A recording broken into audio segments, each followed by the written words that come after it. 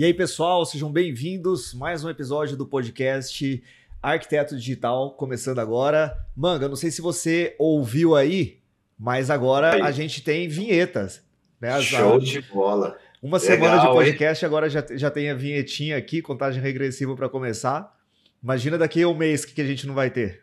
É isso aí, já estamos evoluindo, hein? Já é um processo evolutivo. Curti, essa vinheta vai ficar legal. Espero que o pessoal goste aí também. Depois eu conto de onde ela veio. Ô, Manga, antes da gente começar, também é legal falar pro pessoal uma coisa que a gente criou da semana passada para agora, que foi o grupo no WhatsApp. A gente criou um grupo no WhatsApp, galera, para vocês poderem participar, trocar ideias com a gente.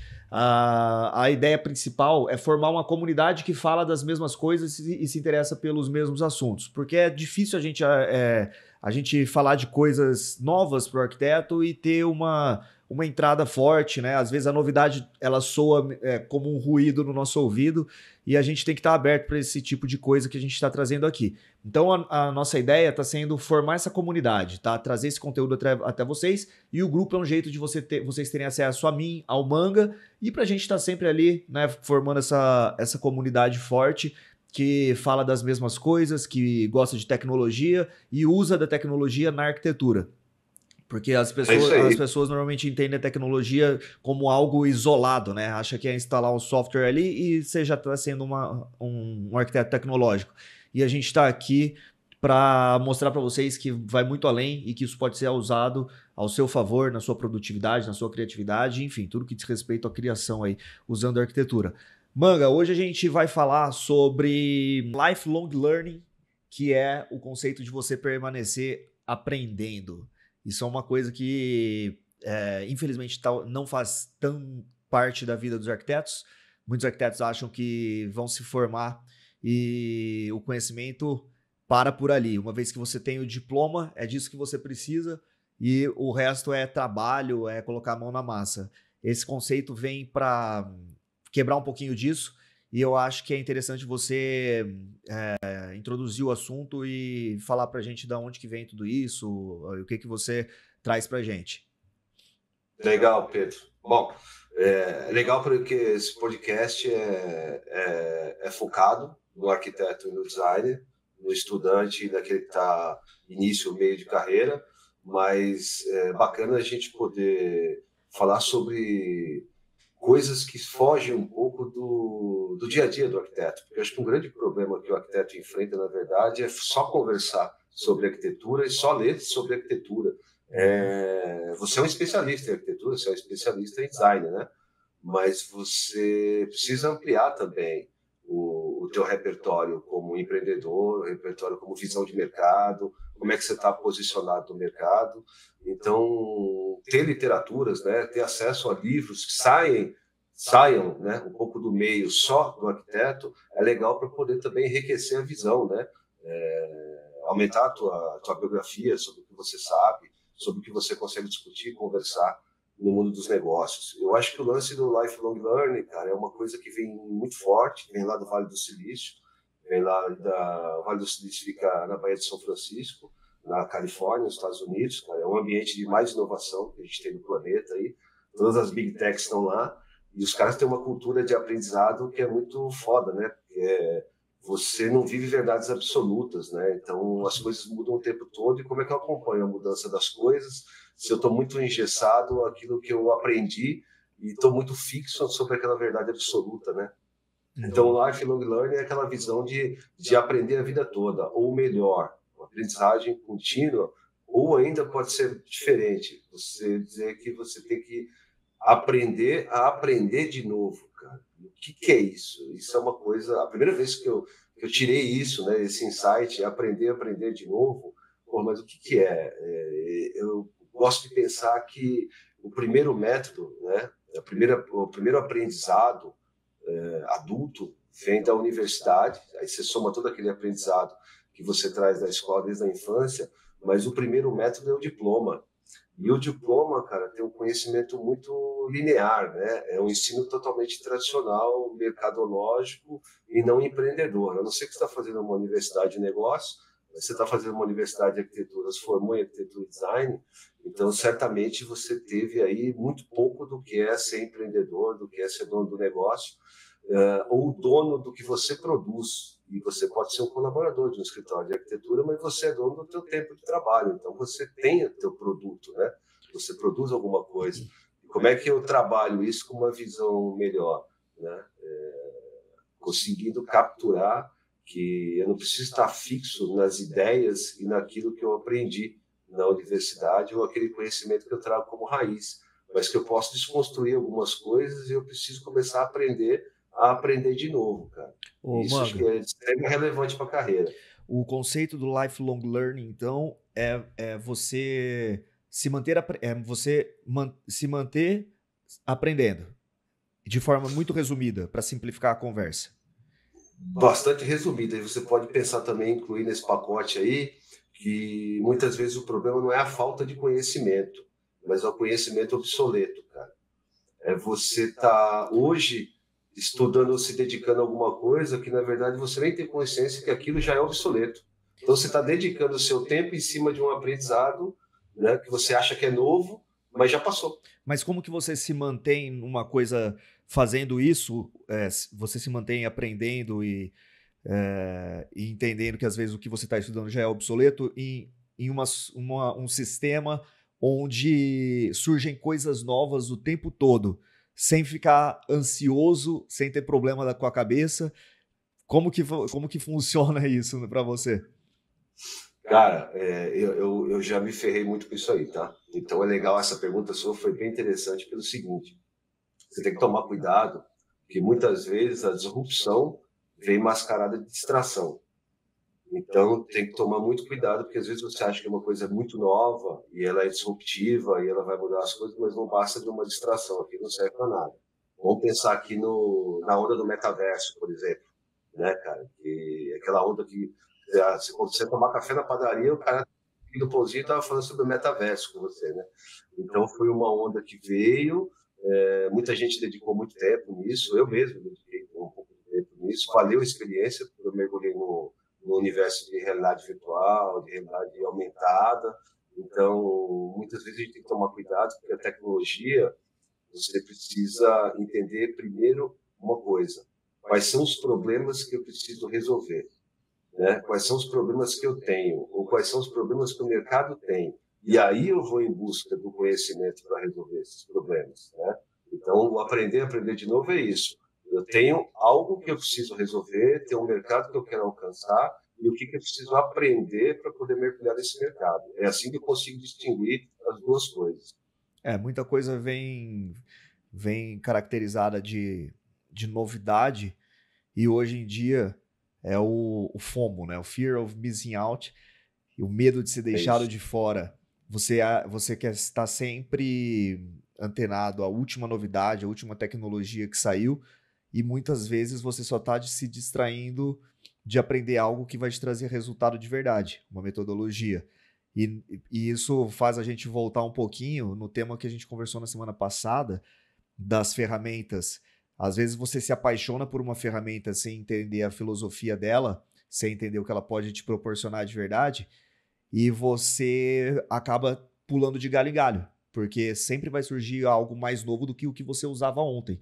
E se você não entende a filosofia de negócio e quando você traz isso de forma bem clara, através de um problema que você sabe que tem que resolver, eu acho que a gente tira um pouco da frente essa coisa de você achar que se manter aprendendo é se manter...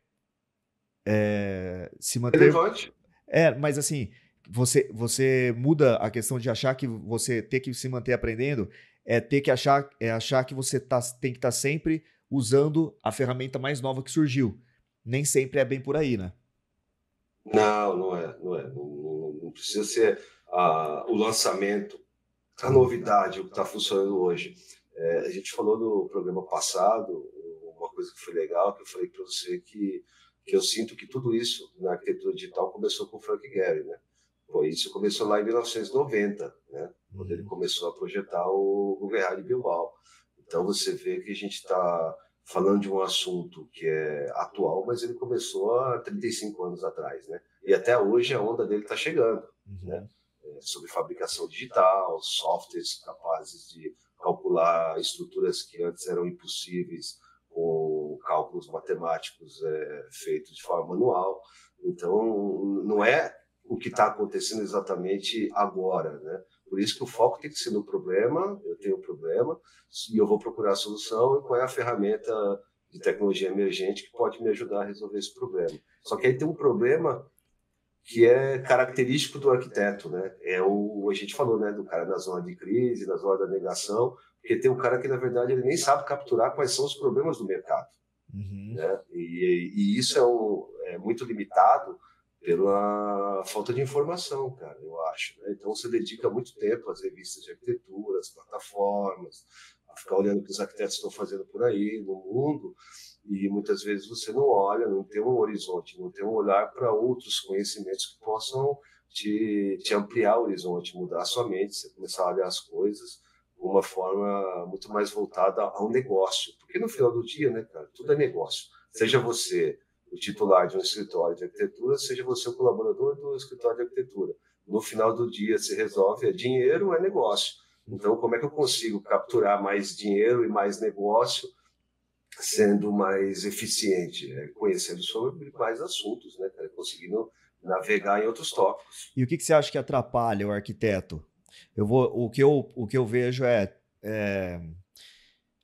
existe uma gama de coisas que o arquiteto se apega e precisa saber, e ele nem olha para as outras coisas, que é tudo isso que você está falando. Então, sei lá, você pega os arquitetos estudando muito sobre os movimentos arquitetônicos, entendendo os grandes arquitetos do modernismo, por exemplo, se inspirando nas arquiteturas deles. Às vezes dominam muito a questão formal da arquitetura e não conseguem encaixar essa segunda parte. Qual você acha que é o balanço ideal entre essa coisa de entender a forma, continuar sendo um apaixonado pela arquitetura, mas encaixar a parte empresarial e de negócio dentro do seu tempo, no final das contas, né? Que é o que a gente dispõe aí para estudar essas matérias? Cara, isso que você me perguntou, eu acho que está conectado com uma coisa que a gente falou também no último programa aí, que você falou, pô, o arquiteto é o cara, então ele faz o quê? Ele abre uma portinha, vai fazer projeto e começa a carreira daquele jeito. Isso está muito ancorado nisso que você acabou de me perguntar aqui. Como é que eu vejo isso? Me atrai muito, cara, o universo da tecnologia e da inovação, não só na arquitetura, e isso se reflete nela, por isso que tem o arquiteto digital, mas no mercado das grandes empresas de tecnologia.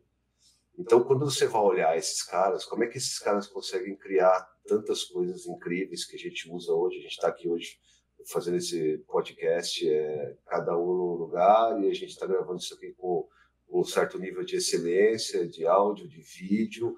O que permitiu tudo isso? Né? A gente tem conexão, a gente tem equipamento, a gente tem várias coisas hoje que facilitam e fazem com que isso seja possível. Mas de onde vem isso aí, cara?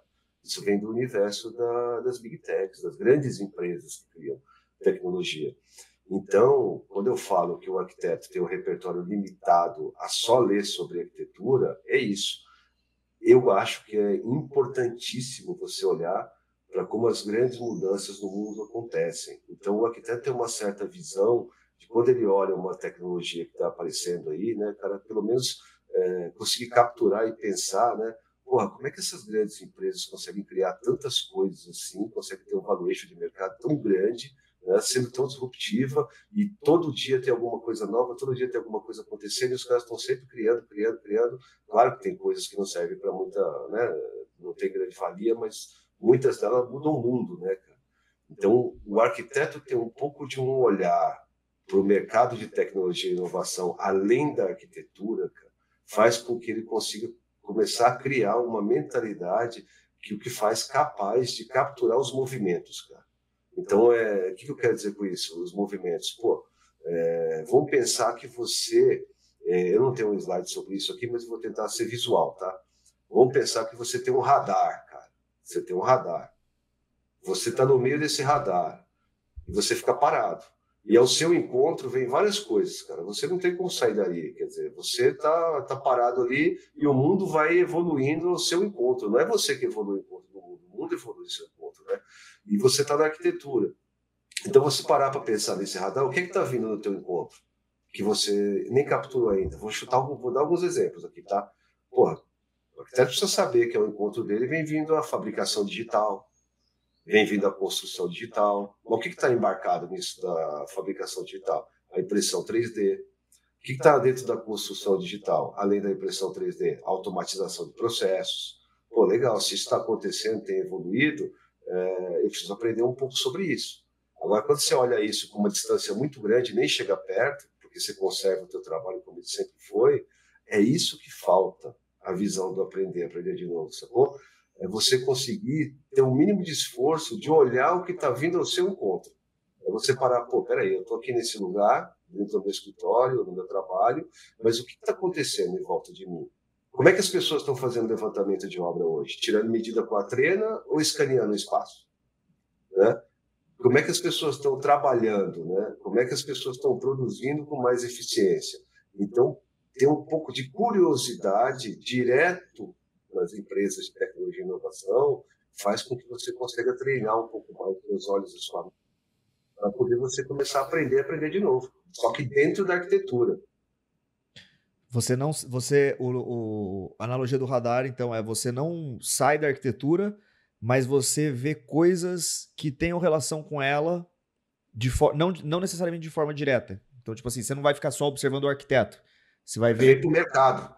Você olha para o mercado e vê coisas que podem ser aplicadas na arquitetura. Seria isso? Total, 100%. É a falta de olhar o mercado. Uhum. Né? Porque você vai, vou dar um outro exemplo aí, vai. A gente frequenta feiras, né? Feiras de arquitetura, de construção. Mas a gente olha o produto que está naquela feira, mas não olha a tecnologia que fabricou aquele produto. Boa.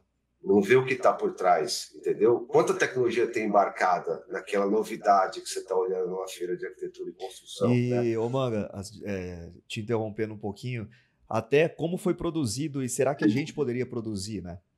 Porque quando o arquiteto vai numa feira como essas, por exemplo, a Expo Revestir, a gente pode citar que é a maior, você vai lá, fica pegando o catálogo e tudo mais, e você já fica pensando, pô, como que eu vou aplicar isso no projeto? Um outro tipo de pensamento seria, poxa, será que eu conseguiria fabricar uma coisa interessante para vender para uma marca como essa? Com uma fabricação digital é possível, né? É por isso que eu sinto falta de uma feira que você consiga embarcar dentro dela não só o produto, mas a tecnologia de fabricação, né? Como hub de inovação. Né? Não é só o produto final, mas como eu cheguei até ele. Né? Sim. Porque a gente tinha uma feira, tem, né? Mas ela perdeu muito a relevância dela, que era a FEICOM. E a FEICOM dominou o mercado da arquitetura e construção por muitos anos. A Revestir, quando eu comecei a frequentar a Revestir, era uma feira que não dá nem para conectar o que é a feira hoje. Era uma feira muito pequenininha e não tem nada a ver com o que era hoje. Então, a Revestir tomou o mercado, só que tem uma coisa que eu sinto falta na Revestir e que a gente tinha na FEICOM, que era o quê? Era máquina, equipamento, processo de produção, né? Então você tinha tudo isso. A FEICOM é uma vitrine onde a gente recebe o produto pronto, colocado, aplicado, né? Final, né? O cliente final vê também, né? E a gente não tem essa conexão com a indústria. Então isso acho que atrapalha um pouco. Você acha que a coisa do arquiteto ser visto pelo mercado como uma grande fonte de renda, um especificador e não um criador, atrapalha um pouco a gente a buscar por novas tecnologias? Ótima pergunta. Polêmico, né? Eu não sou polêmico. Eu não sei como acho que atrapalha, como desvaloriza, né? Mas aí é o papo do impacto na valorização do arquiteto, e o arquiteto digital tem dessa, né? Que é o quê? Qual que é o North Star, né, do arquiteto digital? Impactar na valorização do arquiteto como profissional, do designer como profissional. Então, a gente se colocou nessa posição de consumidor e não de criador. Né? Então, o mercado tem olhado para o arquiteto hoje como o ponto focal do consumo daquele produto. Então, você tem muitas lojas ou até indústrias, não gosto de vender para o arquiteto, não gosto de vender para o cliente final, né? O cliente final eu vendo uma vez, uma casa. O arquiteto ele faz 10 casas, eu vendo 10 vezes, né? E aí entra naquele lance que a gente estava discutindo, que a arquitetura digital ela entra para trazer para a gente uma autonomia de processo, né? A capacidade de conseguir desenvolver projetos, né? Digitais, que a gente pode pegar esses projetos, gerar um código, pegar esse código, a gente vai falar um pouco mais para frente disso aí, tem um slide aí para a gente falar disso, e transformar esse código em produto, em um produto fabricado, né? Então, o mercado olha para a gente como consumidor e não como um inventor. E acho que a gente tem que virar essa chave aí, tem que mudar essa história. E por onde você acha que começa a mudar essa história? Começando a consumir tecnologia, cara. Começando a entender qual é a filosofia do software que eu estou usando e que eu quero aprender. Estou depositando dinheiro e tempo para ser treinado e para dominar um software, e ele vai me trazer o quê? Eu vou continuar gerando plantas, projeto, eu vou continuar gerando imagens, ou eu vou poder gerar produto, né? Cara, além de um projeto. Eu vou além, eu acho que não é nem também é o mercado que vê o arquiteto como consumidor, mas o arquiteto também se vê assim. Como eu falei, quando a gente vai nessas feiras, o pensamento Colocou assim. o pensamento Deixa eu se colocar. o pensamento normal é como eu posso aplicar isso no meu projeto. E essas caixinhas que a gente vai se colocando vai limitando nossa atuação como profissional. Então, se você se coloca numa caixinha onde o arquiteto faz projeto arquitetônico, o design faz interiores, o engenheiro faz projeto estrutural, você tirou da sua frente a possibilidade de desenvolver produtos, por exemplo, que eu penso que nós, como arquitetos, temos uma alta capacidade para fazer isso, ainda mais quando a gente conhece ferramentas digitais que trazem essa possibilidade, né? Aí você chegou no foco do nosso programa hoje, do nosso podcast, que é o aprender de novo. Para virar essa mesa, tem que aprender de novo. Então a gente tem aquela formação, que é aquele diploma que eu comecei falando aqui, mas ele não é mais suficiente, porque o conhecimento tem data de validade, e se você ficar dentro dessa data de validade, você continua naquele mesmo ciclo vicioso de planta, projeto, obra, areia, pedra, bloco, revestimento, né? Você fica nisso aí. E o que a indústria fez? Quando você viaja, né, cara, e a arquiteto adora viajar, né? Não só no projeto, mas viajar pelo mundo. Então, quando você viaja, muitas vezes você volta para o Brasil e você pensa assim, pô, cara, fui numa loja, pô, quanta coisa legal eu vi que os caras desenharam lá, pô, tem umas canecas diferentes, pô, tem tênis diferente, pô, tem cadeira diferente, tem tudo para todas as áreas e segmentos. Eu falo, porra, o europeu é tão criativo, né? Os caras criam pra caramba, né? E a gente não cria, né? Por que isso, né? Por que o arquiteto e o design tem desenvolvido tão pouco produto no Brasil, e por que o mundo pensa tanto design, pensa tanto produto, coisas novas, e a gente não? Aí tem a barreira da indústria. A indústria quer fabricar a mesma coisa da forma mais repetida possível e vai reinventando novidades, né? Então é um revestimento que antes tinha um desenho para a direita, agora tem um desenho para a esquerda, né? Ele tinha um relevo, agora não é mais um relevo, né? Agora é outra coisa. Mas quando você vai ver, o material é o mesmo. Quando você olha lá a composição do revestimento, ele é idêntico, ele só mudou um pouco o desenho, né? Então, o arquiteto, por falta de capacidade tecnológica, não por disponibilidade de tecnologia, vou até repetir, hein? O arquiteto, por falta de capacidade tecnológica e não por falta de tecnologia, e a tecnologia hoje está aí para todo mundo usar, muitas delas até de graça, você consegue usar, e você não utiliza para criar um produto novo. Então, o foco do nosso programa Aprender de Novo, eu já repeti isso aqui 10 vezes, mas é para ficar mesmo na tua cabeça aí que você está escutando isso aqui, é o quê? Poxa, qual é a posição que eu ocupo no mercado hoje? Tá? Tem o meu escritório. Qual é o segmento que eu atendo? Legal, é esse segmento, tá bom. Quais são as soluções que esse segmento é carente? Quais são os problemas que eu detecto, que eu vejo que não funcionam nesse mercado? Legal. Como é que eu posso resolver isso? Posso buscar tecnologia? Posso. Então, o que eu quero dizer com isso? Eu projeto uma construção. pô, eu estou sempre fechado nos mesmos revestimentos, nos mesmos elementos vazados, no mesmo piso, na mesma iluminação. Aí você fala, pô, mas não é mesmo, a gente tem tantas coisas hoje no mercado para especificar. É isso, a gente tem muitas coisas que variam de umas para as outras, mas poucas coisas que reinventam um produto ou que criam um produto novo. Não sei se você concorda comigo. A gente sempre vê alguma coisa que está derivada de outra coisa, mas dificilmente você olha e você fala assim, pô, eu nunca tinha visto nada parecido com isso. Quantas vezes você, Pedro, você olha para alguma coisa e fala, cara, eu nunca vi nada parecido com isso. O cara inventou uma coisa realmente nova, né? Então, a gente dentro da arquitetura aqui no Brasil, a gente não está com essa onda, a gente não está pensando nisso, cara. E eu queria muito que esse programa deixasse essa mensagem, que é, pensa quando você viaja, você hoje olha esse monte de coisa legal lá fora do mundo, e você volta aqui no Brasil e fica chateado que aqui não tem.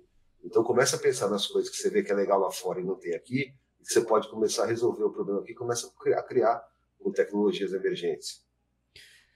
O lance de você criar coisas diferentes, eu acho que esbarra na questão técnica mais uma vez. Porque se você está usando a ferramenta que está todo mundo usando, acaba que você vai desenvolver meio que aquelas mesmas coisas. Agora, se você desenvolve um sistema que é seu, você está criando a partir de algo que você criou. Por mais que, vamos lá, quando a gente está falando do design paramétrico, as pessoas também vão usar as mesmas ferramentas. Todo mundo vai usar ali um Rhino, Grasshopper e um Software BIM, né? Normalmente não tem como fugir disso. Só que o sistema que você desenvolve para o seu projeto acaba sendo o seu. A solução de um projeto, ela vai ser uma solução criada a partir de um código que você desenhou. E o resultado... Código do Pablo Marçal. O código. Pega o código aí, galera. Explica para a galera o que é o código, é legal. Fala um pouco sobre isso, o que é o código. O código, na verdade, assim, não é um nome técnico, né? É o nome que a gente está usando aqui. Mas o código que a gente está falando é a programação que você desenvolve para chegar numa forma. A gente deu o exemplo no último podcast da mesa, que eu desenvolvi ali para o projeto da faculdade. Aquilo ali é resultado de um código. Você pode mudar para chegar em diferentes resultados. E uma vez que você tem isso, o resultado é consequência do que foi programado anteriormente. E por isso que eu acho que quando a gente está falando do design da arquitetura digital e do design paramétrico, a coisa fica um pouquinho... Ela tem esse tom de novidade a cada projeto, porque você está sempre criando variações e as variações elas são mais visuais. E até a gente chega a se perguntar se o modelo de desenho que a gente faz hoje é o mesmo modelo que vai seguir funcionando. Porque quando você faz uma cobertura, por exemplo, mais dinâmica, usando um método paramétrico, como que você faz um corte ou uma elevação disso e manda para alguém executar? Você vai cotar cada milímetro daquele projeto? Né? É inviável. Então você parte para novas formas de desenho também. Um design numerado através de peças, uma planificação ali do que foi projetado. Então, o lance de entender novas ferramentas, buscar aprender de novo, rever a forma que a gente desenha, eu acho que é algo muito positivo para o arquiteto. Sair dessa coisa de, fiz aqui o meu 3D, vamos tirar os cortes disso, como se isso fosse uma grande inovação. Né? Tudo bem, você saiu das linhas ali do AutoCAD, que a gente ficava puxando as linhas guia para fazer cada corte. Eu já fiz muito isso. Inclusive, sou bem bom em fazer corte à mão. Mas hoje você desenvolve o seu projeto num Revit, tira tudo automático. Mas no final das contas, o método é o mesmo. Você só está fazendo a mesma coisa de um jeito um pouquinho diferente. Mas o método de projeto não está te permitindo criar algo novo. O que te permite criar algo novo é a partir do momento que você entende uma nova forma de fazer o que você já faz. E não um método diferente para continuar fazendo a mesma coisa. Eu não sei se deu para captar bem essa diferença. Né? Você entendeu um jeito diferente de fazer o que você já faz para chegar num resultado diferente e um jeito diferente de fazer a mesma coisa e continuar no mesmo método. Não sei se eu fui claro nessa última parte. Não, foi. Por mais claro que você seja, vai ter muita gente que vai ficar confusa, e é bom entender isso, porque, na verdade, A gente está aqui com esse programa justamente para falar sobre isso e para trazer essa visão da arquitetura digital, né? Então, tem muita gente que vai estar ouvindo o que você está falando aí e vai falar, porra, mas o que esse cara está falando? Código, método, né? Criar uma fórmula, porra, como é que eu crio fórmula num software de desenho, né? O cara nunca viu um software paramétrico, como é que ele vai entender que ele cria uma fórmula ali dentro, né? Ô, Manga, deixa eu te fazer uma pergunta, que às vezes eu fico falando aqui, eu fico me questionando, Parei de cara. escutar a voz. Tá me ouvindo? Tô te ouvindo, fui eu que ranquei aqui, Tá. pode ir. Deixa eu te fazer uma pergunta que eu ia falar, que às vezes eu vou falando e eu fico me perguntando, cara, até que ponto a gente, isso é um método que as pessoas devem adotar? E até que ponto isso é a gente querendo que as pessoas adotem uma grande novidade que a gente conheceu e sai contando animado, fala, meu, você precisa fazer isso aqui também. Porque às vezes eu vou falando e eu vou pensando, cara, mas e se a pessoa quiser continuar fazendo o que ela já faz também? Ó, ela continua no mesmo lugar que ela tá, né? Então, mas às vezes a pessoa tá contente, né? Ah, cara, olha, eu vou te falar, o Cal fez uma pesquisa, cara, eu não me recordo agora, eu não tenho os números exatos, tá? Mas eu vou falar aqui, e me perdoe o Cal, ou se alguém tiver esse número aí, depois pode escrever no canal aí, embaixo dos comentários aí, pode colocar a informação correta, tá? Mas a pesquisa que o Cal Brasil fez, cara, era que 74% dos arquitetos do Brasil estavam insatisfeitos com a profissão. Aí tinha lá uma porrada também que decidiu fazer outro curso, uma outra universidade, largar a arquitetura, e um número assustador que é o número de alunos que ingressam na faculdade de arquitetura e quantos saem dessa faculdade e quantos conseguem exercer a profissão depois de 1 ano, 5 anos e 10 anos, né? Então, eu não tenho os números exatos, mas a ideia é mais ou menos por aí. Então, eu não acho que o arquiteto está feliz no mercado hoje tradicional, não, cara. Porque acho que é o pensamento totalmente linear, todo mundo disputando aí por porcentagens estreitas, e quem disputa preço não tem o cliente. Eu não acredito que a arquitetura é uma coisa que você consiga ter sucesso e ser próspero disputando o preço de orçamento de projeto no mercado. Acho que você tem que ser um cara, seja um colaborador ou seja um titular de um escritório, as pessoas te procuram porque você tem um nível de excelência, porque você é inventivo, né? Eu acho que vale para os dois. Você vai trabalhar no escritório, você tem que ter o teu valor. Qual é o valor? Pô, eu consigo resolver problemas e eu sou inventivo. Você abre um escritório, é a mesma coisa. Não muda, só muda a posição. A cadeira onde você está sentado. Mas você tem que agir da mesma forma, né? E eu não vejo o mercado desse jeito, cara. Eu acho que o mercado está bastante insatisfeito. E aí é que tá, cara. O mercado ele não está sabendo para onde olhar, Pedro.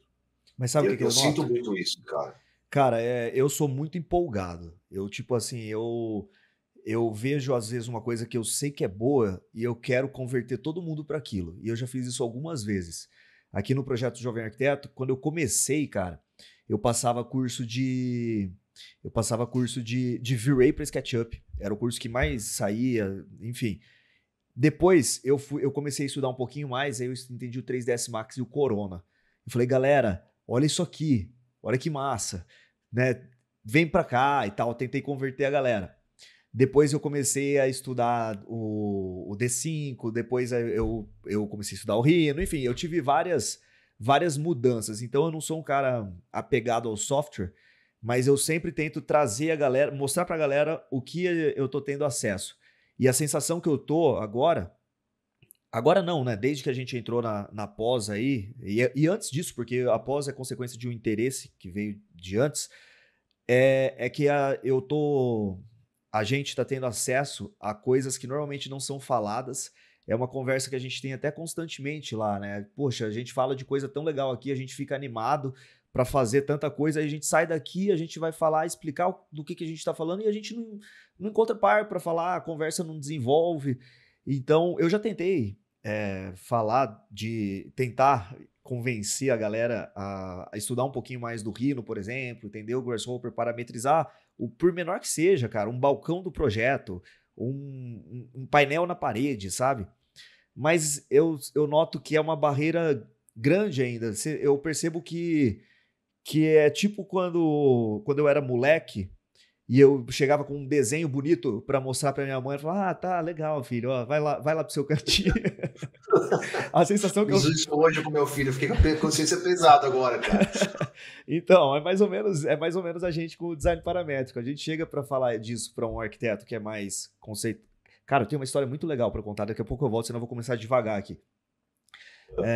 Mas a sensação que eu fico é essa. Quando você chega para falar do design paramétrico para um escritório que já tem uma base de clientes, já está rodando, você não vai ter muita atenção, sabe? No máximo, a pessoa vai, se for o cabeça do escritório ali tiver um pouco mais de curiosidade e tal, talvez ele queira chamar você para trabalhar, fazer alguma coisa ali e tal, mas não mudar toda uma metodologia.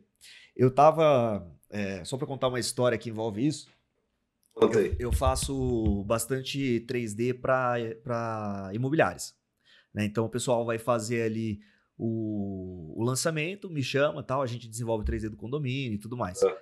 Eu fui para minha cidade um tempo atrás, fui fazer uma reunião com uma construtora e junto estava o arquiteto que tinha feito o projeto. Cara, um dos maiores escritórios da cidade. E aí eu comecei a ver o projeto do cara, tal, né, mostrando lá as plantas, as elevações, eu achei muito bonito o projeto. E aí eu peguei e falei, pô, que legal e tal, né, comecei a trocar ideia, perguntar, o cara todo animado, aí você pergunta do projeto do arquiteto, ele já se anima, começa a contar, né. É igual cachorro quando deita assim, você faz carinho na barriga. Exatamente isso. Cara. E eu tava... As 4 patinhas pra cima, assim. E eu genuinamente gostando do projeto. E aí eu perguntei, né, que software que ele utilizava e tal. E aí, a gente tá falando de um prédio de, tipo assim, 30 andares. Eu perguntei que software que o cara usava. Ele falou, cara, a gente normalmente desenvolve a ideia no Sketch, passa pro AutoCAD, e depois, quando o CAD tá redondinho, a gente leva pro BIM. Aí eu falei, caralho, né, tipo, pô, que workflow quebrado, né? Então, tipo assim... Eu até perguntei, falei, mas você mantém o CAD atualizado, depois você passa para o BIM? Ah, mantém. Qual que é? Assim, eu fiquei tentando entender do porquê. E aí você começa, eu sou meio chato nessas coisas, aí eu começo a perguntar, mas eu não pergunto assim para colocar ninguém contra a parede, eu pergunto por curiosidade mesmo, tipo assim, mas por que você faz desse jeito? Aí você vê que o cara vai ficando meio sem resposta e tal. Aí eu perguntei, por que você não desenvolve tudo, por exemplo, no Rhino? Você poderia fazer a função do sketch do CAD que você faz por lá, e depois usar o Revit, se você quiser, né? Você pode sincronizar tudo isso e você elimina um software aí da sua jogada. Dele, cara, eu até já pensei em usar o Rhino, mas eu vejo a arquitetura paramétrica com outros olhos. Daí eu já peguei e falei, como assim, né? Aí o cara começou a me dar uma aula de Zaha Hadid, de falar de arquitetura paramétrica, de estruturas de concreto curvo e tal. Daí eu falei, pô, mas calma lá. Tem coisa errada nessa história, porque ele não está sabendo o que é arquitetura paramétrica. E aí entra uma outra questão, porque normalmente as pessoas acham que a arquitetura paramétrica é o software que você usa. Então a associação que ele fez foi, uso o Rhino, estou fazendo arquitetura paramétrica. Não é bem por aí. O Rhino é só um software que você vai estar utilizando. Se você vai fazer estruturas em curva, se você usa o Rhino, faz uma estrutura em curva, coisa mais linda do mundo, projeto inspirado na Zaha Hadid, isso não é uma arquitetura paramétrica ainda. A arquitetura paramétrica passa a existir a partir do momento que você gera ela a partir de parâmetros, né? Parece óbvio depois que você fala desse jeito, né? Mas escritórios grandes ainda fazem essa associação. Então, poxa, se eu não vou projetar usando curvas, eu não vou usar um software que me permite fazer essas curvas. E você acaba ficando com um workflow quebrado, às vezes, por falta de conhecimento, por achar que a ferramenta é difícil, por achar que você vai estar fazendo design paramétrico, por achar que aquela ferramenta é uma ferramenta para quem quer fazer projetos igual da Zaha Hadid. E a gente falou aqui no último episódio que não é bem por aí. Você pode usar o Rhino para fazer uma caixinha com uma janelinha aberta. E outra, eu não estou aqui para fazer propaganda de software também, eu só estou querendo ilustrar como essa confusão existe ainda na cabeça das pessoas e o porquê que às vezes a gente pega arquitetos grandes, escritórios renomados, usando fazendo uso de workflows fragmentados. E que uma vez que você tem um escritório, e aí eu vou conectar com o que você falou antes, que já tem projetos, que já tá rodando, operando, cara, é difícil, velho, você mudar o sistema, porque o cara já tá ganhando dinheiro, ele já precisa pagar as contas dele, né? Então é complicado. E esse dado que você trouxe do Cal, eu acho muito interessante, não vou falar que eu acho legal, porque não é legal, mas eu acho interessante porque você percebe que o fato de algumas pessoas não terem acesso a isso antes faz com que elas desistam no caminho. Porque se você é pequenininho, tá começando agora, você vai entrar no mercado, você vai brigar com os grandões. E você vai disputar no mercado que não vai te tratar bem no começo, você não vai ter um poder de especificação grande, consequentemente você não é um ativo tão grande para as marcas, né? Então fica mais difícil de fechar projeto, as pessoas não te indicam, e as pessoas que estão fechando projeto estão fechando projeto mais barato porque tem outras fontes de renda. Então, você não conhecer essas tecnologias não só tiram de você a possibilidade de fazer projetos mais criativos, mas também, muitas vezes, e inclusive baseado nos dados que você trouxe, podem te tirar do mercado simplesmente por você não explorar outras áreas. Essa história mexeu comigo, cara. Eu até contei ela uma vez lá na pós, mas acho que acabou passando meio batido. Cara, eu me lembro de você ter falado isso aí lá. Eu me lembro de você ter falado isso aí. Você usou uma experiência lá, acho que foi até com uma aula do Luiz, alguma coisa assim. Uhum. Eu me lembro de você ter dito isso aí. Cara, eu já vivenciei, eu estou muito tempo no mercado, né? Então eu vivi várias transições, várias mudanças, várias coisas. Eu me classifico como um arquiteto generalista. E o que é isso? Eu tenho interesse por várias áreas de atuação. Eu acredito que você projetar em várias escalas, você desenvolver o projeto de uma cozinha industrial para um restaurante, faz com que você projete uma cozinha residencial com muito mais eficiência. Você não vai errar. Né? E acredite, tem muito arquiteto errando projeto de cozinha, entendeu? Existe muito. Eu já peguei muita coisa errada em projeto de cozinha. E isso serve para várias outras coisas, né, cara? Você projeta loja para o varejo, você precisa criar soluções de eficiência dentro de pequenos espaços, ou às vezes até de grandes espaços, e você pode transicionar isso para o mercado residencial, para o mercado corporativo. O que eu quero dizer com isso? Quando você navega em várias escalas de projeto, eu acredito que é um processo de inteligência, porque você resolve problemas em vários segmentos, você acumula mais problemáticas, mais soluções, e quando você vai para um outro, que é de um outro segmento, você continua levando essa bagagem com você, né? E o arquiteto comete vários erros, cara. E aí eu vou falar para você aqui um dos meus objetivos como arquiteto digital, tá? E eu escutei isso de um banqueiro, um cara é dono de banco. Cara, eu vou contar isso rapidamente aqui para não cruzar o nosso podcast aqui, mas é o seguinte. Aliás, é bom que eu conte isso aqui. Como é que eu olhei para o mercado de tecnologia e inovação? Como é que o Manga, arquiteto, foi parar no Vale do Silício para construir startup? Né? Porra, é a mesma coisa que você pensar com um arquiteto desenhando em Python. Né? A gente depois pode falar um pouquinho disso aí. Né? Mas é engraçado pelo seguinte, quando eu olhei para a arquitetura, eu tinha feito 20 anos, um pouco mais já de escritório, acho que quando eu fiz, foi por aí. E aí, cara, eu olhei e falei assim, tá, legal. Algumas coisas me trouxeram até aqui, mas não necessariamente elas vão me levar para o próximo nível. Então, eu estou estacionado na minha carreira, eu tenho um certo nível de cliente, um certo padrão de atendimento de projeto, eu navego na arquitetura residencial, no industrial, no varejo, né, no design, então eu faço várias coisas. Mas como é que eu trago eficiência para todo esse negócio aqui? Então, ao invés de ler mais livros sobre arquitetura, eu fui olhar o mercado de tecnologia. Aí fui conhecer o mercado de startups. Como é que os caras constroem soluções para as coisas, né? Aí você fala assim, porra, mas eu não gosto de tecnologia. Pô, você não gosta de tecnologia, arquiteto. Pô, eu gosto do trabalho como eu sempre fiz. Legal, mas porra, hoje você não pede um táxi, você pede um Uber pelo aplicativo, né? Hoje você não liga com o teu telefone para o delivery, você vai no aplicativo de um iFood, por exemplo, ou de vários outros. Estou fazendo propaganda aqui de aplicativos, mas enfim, você tem soluções tecnológicas que você já não consegue ficar sem e você nem percebe isso. Por que você não traz essa mentalidade de usar a tecnologia para o teu negócio? Se o mercado de tecnologia e inovação melhora a minha vida, como eu me movimento pela cidade, como eu converso com as pessoas, seja por um aplicativo de WhatsApp, seja por uma reunião online, né? Por que eu não trago soluções que melhoraram a vida das pessoas, né? baseado nisso para dentro do meu universo da arquitetura. Por que eu tenho que achar que a arquitetura ela é aquele processo que eu aprendi, que eu fui educado, e o problema não está com você, não fica chateado, nem se coloca numa posição, como você falou aí, que você fica refletindo. Muitas vezes, eu fico entusiasmado com o que eu estou aprendendo e eu quero mostrar para os outros. Eu compartilho com você do mesmo sentimento, é por isso que a gente está aqui, né? Mas o que acontece?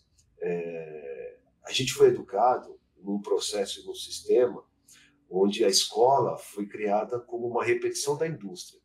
Se você visualmente puxar pela tua mente aí, um dia a gente pode trazer um slide sobre isso, se você olhar uma fábrica, todo mundo trabalhando um do lado do outro, produção em série, e você olhar uma sala de aula, é muito parecido com uma fábrica. Um monte de operários sentados um do lado do outro produzindo. Aí você olha uma sala de aula, um monte de estudantes sentados um do lado do outro aprendendo a mesma coisa. Aí lá na sala de aula, o Pedro era o Pedro, da 5ª série D, número de chamada número 42. Cara, você também é fruto de um processo de produção. Você tem o seu ID, né? Você foi formatado, cara.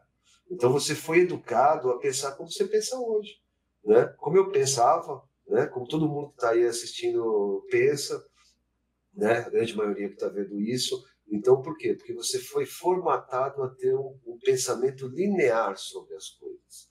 Você não foi educado a entender e a buscar conexão de coisas. Esse exemplo que você trouxe desse arquiteto, qual é? É um exemplo ótimo. Porque é isso. É um cara que tem um pensamento linear, reto. Não faz nem curva porque ele não projeta curva, é reto. Então, o que acontece? Não dá nem para dizer que o pensamento faz curva porque não faz. Vamos pensar, mas isso não é uma crítica, né? O Paulo Mendes da Rocha só apresentava quadradinho, retinho, e, porra, foi um grande arquiteto, né? Da Escola Paulista de Arquitetura. Mas o que eu quero dizer com isso é que, assim, quando você começa a olhar para a tecnologia e inovação, você começa a conectar pontos. Aí eu estava falando para você, como é que o Manga fez isso? Cara, eu procurei a melhor escola de negócios do continente da América do Sul, de formação executiva. Aí foi o Manga fazer um curso numa escola de negócios de formação executiva, onde o cara que tinha menos funcionário tinha 180 e tinha eu. Já te contei essa história, né? E eu era o cara sempre ponto de discordância no curso. Por quê? Porque o industrial e o empresário ele é muito pragmático, ele não tem uma visão humana das coisas. Né? Raramente um grande empresário, que é responsável por 2.000, 5.000 empregos, né, está com uma visão muito humana das coisas. Né? Ele precisa trazer resultados. Né? E no final das contas, o resultado desse curso, eu aprendi uma coisa que foi muito importante, que é o seguinte: o teu negócio pode ser arquitetura, mas o que você faz é sobre pessoas. Né? No final das contas é isso. Né? Então, eu fui olhar lá, cara, olhar para o mundo. Como é que a China produz tecnologia e inovação? Como é que a China constrói? Como é que os americanos constroem? Como é que os franceses constroem? Como é que os holandeses constroem? E aí os holandeses são foda, né? Porque os caras estão abaixo do nível do mar, tem que lutar contra o mar, e foram eles que inventaram a impressão 3D. Você sabe disso? Não sabia. A impressão 3D foi inventada, foi criada por um holandês, né? E a patente é dele ainda, né? Então, cara, quando você começa a se desprender dessa sua formatação que você foi educado, e começa a ligar os pontos, e o que é ligar os pontos? Eu vou me alongar muito aqui. Ligar os pontos é o seguinte: dentro do meu processo, eu tenho um projeto hoje, legal. Eu vou gerar uma planta desse projeto, eu vou depois para o mercado procurar acessórios e decor desse projeto, eu vou para o mercado procurar materiais de construção desse projeto, ou eu começo a pensar e fatiar nesse projeto e pensar que um ou outro produto que está dentro desse projeto, eu mesmo, Manga, ou Pedro, ou você que está ouvindo aí, um pouco de conhecimento em ferramentas tecnológicas, posso desenvolver e produzir e personalizar esse projeto. É essa mudança de chave e de mentalidade que eu queria que esse episódio hoje deixasse para quem está ouvindo isso aí. Então, o lifelong learning, eu aprender de novo, eu vou repetir de novo, se você tem a capacidade de entender, você não precisa comprar um papel, você pode criar coisas, além de um projeto de arquitetura. Né? E a gente tem um slide aí, que eu acho que até a gente não combinou hora nenhuma de colocar slide. Né? Eu vou pegar ele aqui. Coloca ele aí, porque eu acho que isso aí conecta os pontos do que eu estou falando agora. Tá. Ficou claro o que eu falei? Faz sentido para você? Cara, ficou um pouco baixo o áudio, eu tentei dar uma arrumada aqui, mas deu para entender. Bom, dando continuidade nisso que eu estava te contando, eu acho que esse slide aí, cara, se conecta muito com o que eu estava dizendo. Vamos pensar aqui, né? Você que tá ouvindo e vendo esse podcast, né? Você tem um arquiteto tradicional que ele é artesanal. E não tem nada de errado em ser artesanal, cara. Você Aqui, tem... né? Na parte central aqui. Exatamente, não tem nada de errado. Você não precisa deixar eliminar, você tem que enxergar qual é o horizonte que isso está trazendo para você. Então, o arquiteto tradicional, o que ele tem como horizonte? Desenha plantas, depois o engenheiro calcula e o consultor executa. E aí vem uma das maiores roubadas. Ele complementar o orçamento do escritório, ele executa a obra, né? Então você fica envolvido em toda aquela problemática de mão de obra e de execução, né? Sendo executor, quando na verdade o filé mignon da obra, na verdade, é ser o gerenciador da obra, e não o construtor da obra. Então, quando você é o gerenciador, você garante que o projeto que você definiu e idealizou vai ser construído do jeito que foi feito. Mas não necessariamente você tem as responsabilidades diárias em cima do pintor, do eletricista, do pedreiro, e aquela problemática toda, que deve ter um monte de gente de saco cheio na lua que está ouvindo a gente aqui, principalmente nessa época do ano que todo mundo quer a casa pronta ou a loja pronta para vender no Natal ou para a família chegar no Natal. Então, você está todo ano, passa 365 dias, volta o ano, você está no mesmo problema. Então, voltando, cara, não está errado ser um arquiteto tradicional e artesanal. Tem muitas áreas que isso, aliás, é uma grande qualidade. Mas o problema aí está no que você está enxergando como horizonte. Esse slide, o que é? O mapa do horizonte do arquiteto. Quando do outro lado, cara, você tem um arquiteto digital que pensa de forma disruptiva, que é o quê? Eu não preciso comprar, eu posso produzir. Eu não preciso ir para a indústria e ver o que ele está fabricando em série, pegar um número de série daquele e trazer para o meu projeto. Eu não preciso ir para uma loja de decor e escolher o mesmo vaso ou a mesma escultura que todo mundo compra e coloca na mesma casa. Olha que legal você poder dizer para o teu cliente que aquele vaso você desenvolveu de forma personalizada para aquele projeto e ninguém mais tem um igual. O mercado de luxo pede isso. O mercado de luxo é personalização. Ninguém que está no luxo quer ter alguma coisa que é igual ou parecida com de alguém. Só que, ironicamente, quando você olha grandes construções de alto luxo, o mesmo que está no um está no outro, só aplicado de forma diferente na realidade.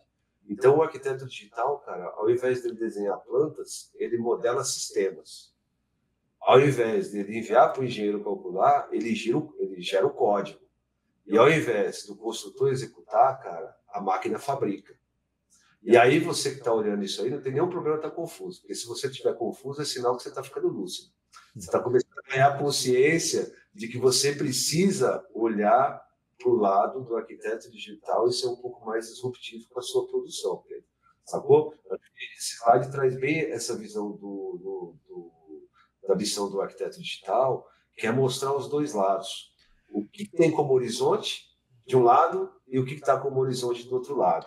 Fez sentido para você isso aí? Muito. E só uma pergunta, Manga. Cara, você acha que é possível o arquiteto seguir por um caminho tradicional usando ferramentas digitais? Bom, a gente não combinou essa pergunta, mas você não poderia ter feito uma pergunta melhor, né? Eu acho que a combinação das duas coisas é o que traz a excelência. E é por isso que eu gosto de dizer que você não precisa abandonar, cara.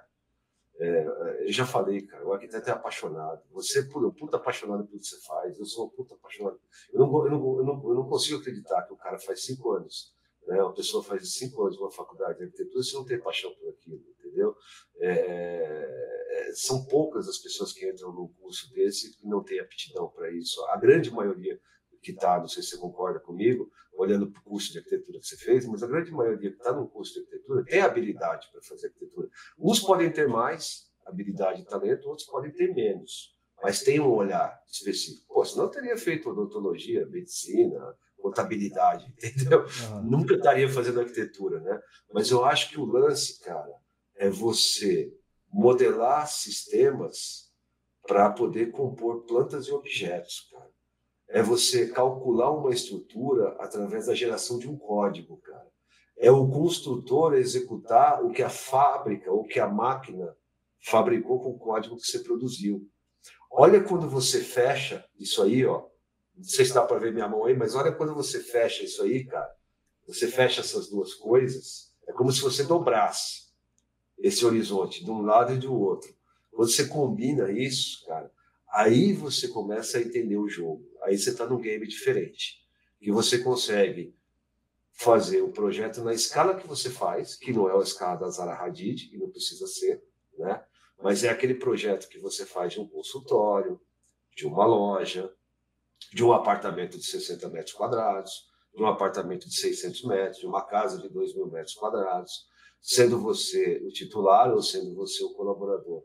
Você começa a combinar coisas. E aí é o lance, para sair dessa, conseguir conectar os pontos, connect the dots aí, você conseguir combinar o arquiteto artesanal com o arquiteto disruptivo, é uma palavra que eu gosto muito, cara. Eu já falei ela para você algumas vezes, que é o TechCraft. É o tech, cara, do digital, da exatidão e do não desperdício, combinado com a artesania do craft, que é o feito à mão. Se você consegue combinar essas duas coisas, né, a tua habilidade, o teu talento, usando coisas que fazem sentido nos problemas que você encontrou para resolver, cara, você tem um mercado a desbravar. Você tem coisas para criar e para inventar, além de um projeto simples de arquitetura. Eu espero que o que eu estou falando para vocês, que a gente está discutindo aqui, faça sentido. Se não fizer sentido, depois coloca nas legendas e fala, não entendi nada do que vocês falaram. Ou manda no grupo, pô. A gente vai ter um grupo agora, manga. Ou manda no grupo, boa. Eu ia falar do grupo, eu esqueci, manda no grupo. Manda no grupo. O objetivo lá. principal do grupo é esse, a gente poder compartilhar isso aí que a gente tá falando. Às vezes o cara vai chegar e falar, pô, manga, você falou uma besteira lá e tal. Pô, que porcaria essa? Que porra que é gerar um código, cara? Pô, você nunca vai saber o que é gerar um código se você tá desenhando um SketchUp, cara. Você não... Aí você entende como você começa a separar os profissionais? Os caras vão ouvir a gente falando de códigos e vão falar, ih, olha lá os marçalistas, ih... Os caras estão lançando código no cara no Massal, aí vão começar a batizar a gente lá em Israel também. Não, a ideia não é essa, cara. A ideia aqui do arquiteto digital é ampliar o seu repertório tecnológico e despertar uma curiosidade em você, que está ouvindo a gente aqui, aí do Projeto Jovem Arquiteto, cara. Vocês acompanham o Pedro aí, e a plataforma, deve ter gente que acompanha você aí há anos, há tempos, faz de curso em curso, né? Tenho certeza que tem muita gente que está engajada na tua plataforma e confia no que você ensina, né? O conhecimento que você traz. Só que agora você está trazendo uma perspectiva que é essa que está nesse slide, né? Antes a gente estava pensando em produzir de forma tradicional e artesanal. E, de novo, não está errado. Agora, se você for capaz de combinar as duas coisas, cara, você mudou de página, você mudou de nível, você se reposicionou no mercado. Sem dúvida nenhuma, você ocupa uma outra posição no mercado. Sim. Até para poder conversar. Exatamente. E aí, galera, às vezes, algumas coisas que a gente vai falando aqui é o que o Manga acabou de dizer. Se a gente está falando aqui de modelar um sistema e você está projetando com o Sketch, é difícil de você visualizar, né, Manga? Porque é uma coisa que não faz parte do dia a dia. E é normal. A visão que eu falei do arquiteto ali, que não entendeu o que era o design paramétrico, que acha que design paramétrico é fazer projeto em curva, é a visão, cara, de... não vou falar um número para não ser impreciso, mas de grande parte dos arquitetos, né? Então, é difícil você aceitar esse tipo de ideia quando você nunca teve contato com algo nesse sentido. A dica que eu daria é para você buscar procure ver coisas que são feitas com essas tecnologias, as soluções que são encontradas, as grandes obras que você admira pelo planeta, ou as peças de mobiliário que quando você vai lá para o Salone de Milão você acha muito massa e todo mundo fica olhando e vira um grande destaque. Essas grandes obras normalmente vão ter algum nível de programação por trás. independente da escala. Sem dúvida. Ó, desculpa, eu atravessei o podcast aqui para procurar um número aqui que eu acho que é importante trazer agora. Ó, vou trazer agora o número exato do CAL, tá? 79% dos arquitetos acreditam que a baixa valorização é um obstáculo na carreira. E 87% dos arquitetos acreditam que existem outras áreas inexploradas pela profissão. Porra, ainda bem que eu fui buscar esse dado exato, cara, porque essa aqui foi um ótimo gancho para poder trazer um outro assunto para nós aqui. 84%. Não é o Manga que está falando, não é o Pedro que está falando, é o CalBR que está falando. 84% dos arquitetos acreditam que existem outras áreas que são inexploradas. E por que não conseguem capturar essas áreas? Porque precisam aprender a aprender de novo. Falei de novo. Precisam aprender, cara, a aprender de novo, a capturar o que está acontecendo em volta, a entender que tecnologia não é só um aplicativo do Uber, do iFood, cara. Que não tem só AutoCAD e SketchUp para fazer projeto, cara. Que não tem só demolição. Ah, deixa eu falar uma coisa legal aqui, ó. Demolição. Você me fez uma pergunta lá atrás, eu vou reforçar essa pergunta agora, tá?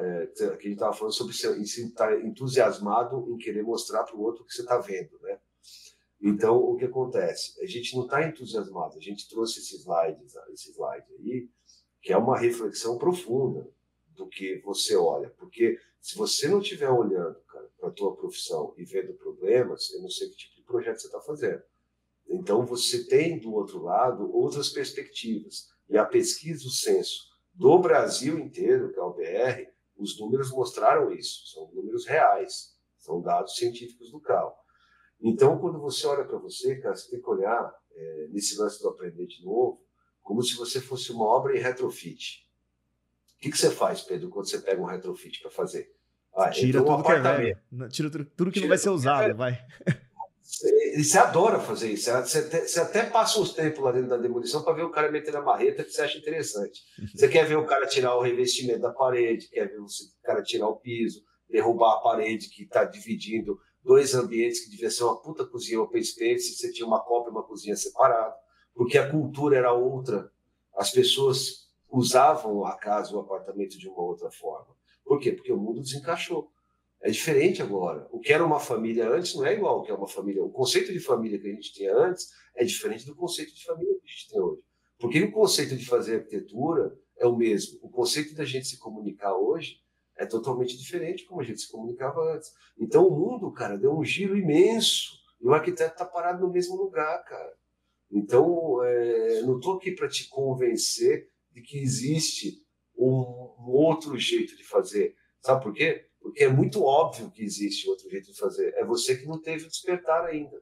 Ninguém te mostrou o caminho ainda. Ninguém te falou, cara, olha um pouco para essa área aqui. Não quero que você faça o curso do software tal. Não quero que você use a ferramenta X. Eu não quero que você faça a coisa Y.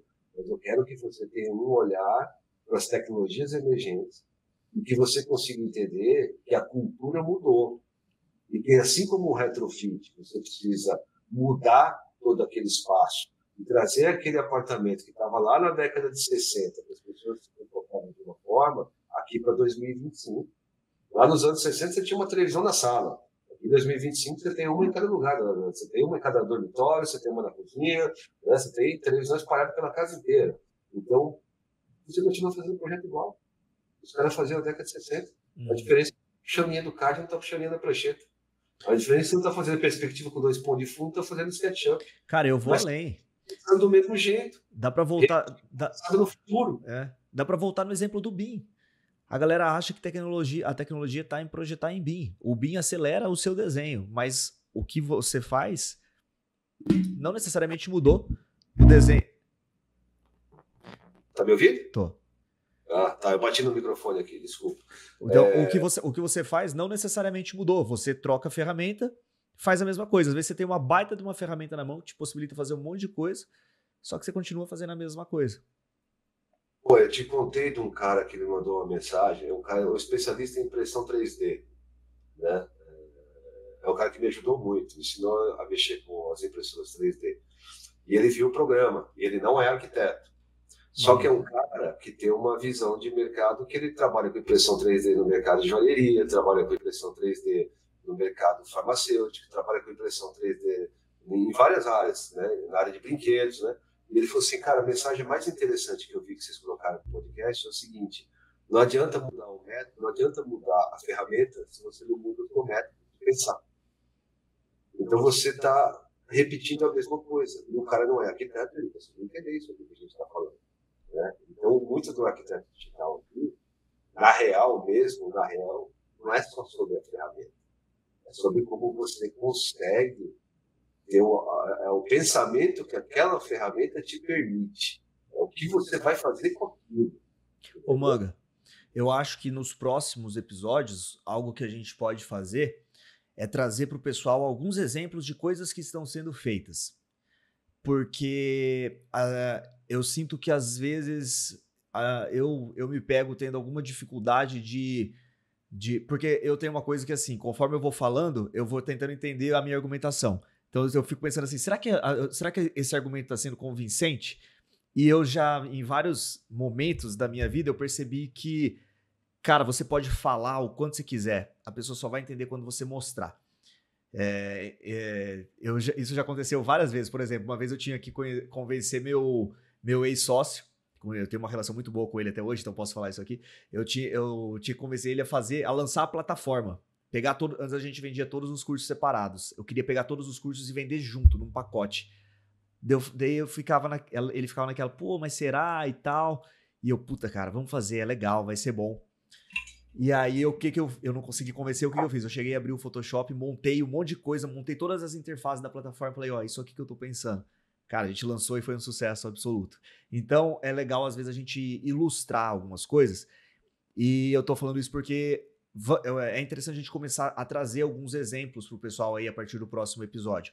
Enquanto você falava, e eu quero trazer alguns exemplos que não são coisas tão megalomaníacas. Por exemplo, tem uma galera aqui do Brasil que inclusive eles foram no Shark Tank, que foi aquela empresa Moveu. Já ouviu falar? Sim. Cara, os caras vendem móveis. Eles vendem estante, escrivaninha. É super legal. Lá ganharam o merchan de graça aqui. Mas eu acho que assim, é legal falar do que é bem feito, cara. E aí e você entra ali na estrutura dos caras e você vê que por trás o que está operando ali é o Grasshopper. Então você vai pegando, vai operando ali as estantezinhas e tal, e você vê o Grasshopper trabalhando na sua frente. Ninguém sabe que é isso, galera. Ninguém sabe que tem uma programação de wires e nodes ali por trás da parada toda. Só que todo mundo gosta de ficar aumentando a estantezinha e imaginando ela na própria casa. Então aí que vocês veem que o que a ferramenta pode te possibilitar fazer. Tem várias outras que a gente poderia citar. Aquela que eu sempre gosto de falar, a Fint. Fint é uma ferramenta que gera plantas com base nos dados que você adiciona. Tem aquela outra plataforma Snaptrude, que você coloca os dados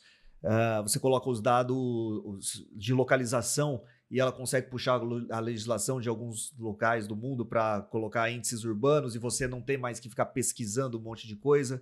Então a otimização, gente, vai nesse sentido. Ela vai desde a estante até o planejamento urbano. Pensa quanto tempo você não perde pesquisa quando você está fazendo um projeto residencial que seja. Você não perde, ou não vou dizer que é tempo perdido. Você não perde, né? Você não perde fazendo pesquisa de zoneamento, de plano diretor, o que pode ser feito, o que não pode ser feito. Imagina uma ferramenta que já te coloca com todos os indicadores e só te aponta quando você passa deles. Olha o tempo que você ganhou só nessa.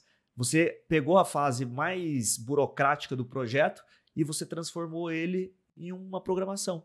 Você simplesmente transformou isso em um detalhe dentro do seu workflow. É disso que a gente está falando aqui. E não de você fazer o projeto da Zaha Hadid. Apesar de que fazer arquitetura diferente é algo que eu acho que deva ser incentivado também. Mas vamos por partes, né? A gente chega lá. Não, vamos trazer imagens, projetos nossos, né? Coisas que também já foram desenvolvidas aí, que são de autoria, né? Mas eu acho que isso é legal porque traz para a escala do mundo real e trazer exemplos pelo mundo.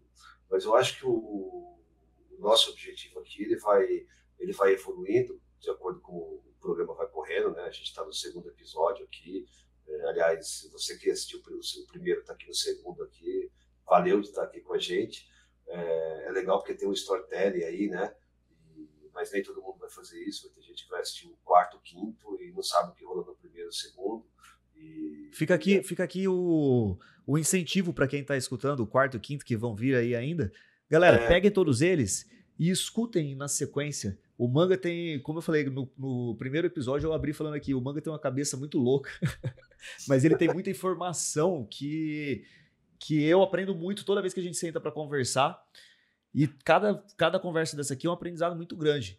Então vale a pena vocês pegarem isso e se só de vocês escutarem esses podcasts aqui, irem um pouco atrás das ferramentas, do que a gente cita em muitos casos, vocês se posicionam em outra categoria. Vocês vão estar falando de coisas que o mercado não fala, né, Manga? É isso aí, cara. E uma coisa legal de você pensar, cara, que vocês estão aí, é o seguinte. Eu trouxe a pesquisa do Cal, não trouxe? Está aí no projeto Jovem Arquiteto, você viu os números do Cal. Então, contra fatos não tem argumento, cara. A arquitetura está em crise, né? É uma profissão que está perdendo a relevância, está perdendo espaço. Você que é arquiteto que se formou, você tem 5 anos de universidade, você disputa o mercado, e isso eu não estou reduzindo, não estou desmerecendo a profissão, mas você disputa o espaço com o design de interiores, que fez um curso aí de 1 ano e meio, né? Não tem uma visão de arquitetura, de mundo, de urbanismo que você tem, de design que você tem, e você está disputando o mercado junto com ele. Então você precisa, cara, capturar que existe uma ampliação de mercado. Tem outros mercados para você poder atuar. Tem outros produtos que você precisa criar. Você não precisa ir na prateleira do home center, você não precisa ir na boutique de acabamento, você não precisa fazer isso 100% do teu tempo. Mas você pode trazer algumas soluções para dentro do teu projeto. E com isso você agregar valor no teu projeto. Vou dar um exemplo, tá? Como é que eu faço? Então, por exemplo, o meu projeto ele tem um pacote que ele custa 100 dinheiros. Legal, legal. Agora eu posso incluir aqui a personalização de um objeto. Eu posso incluir aqui a personalização da mesa de jantar, por exemplo. Então eu vou projetar essa mesa de jantar que tem a harmonia total com o projeto de arquitetura que eu desenvolvi e essa mesa vai ser fabricada, eu vou produzir só para o teu projeto. Você imagina você fazer isso no mercado de luxo, cara?